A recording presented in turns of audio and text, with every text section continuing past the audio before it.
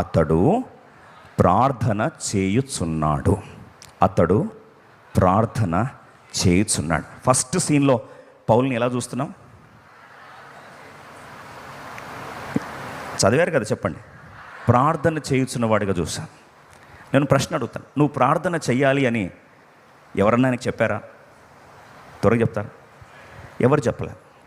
ఒక వ్యక్తి వెలిగించబడిన తర్వాత ఆ వ్యక్తి దేవుని సమయం కొరకు, దేవుని సహవాసం కొరకు, ప్రార్థన అంటే దేవునితో మాట్లాడడానికి కొరకు వెంపర్లాడతాడు.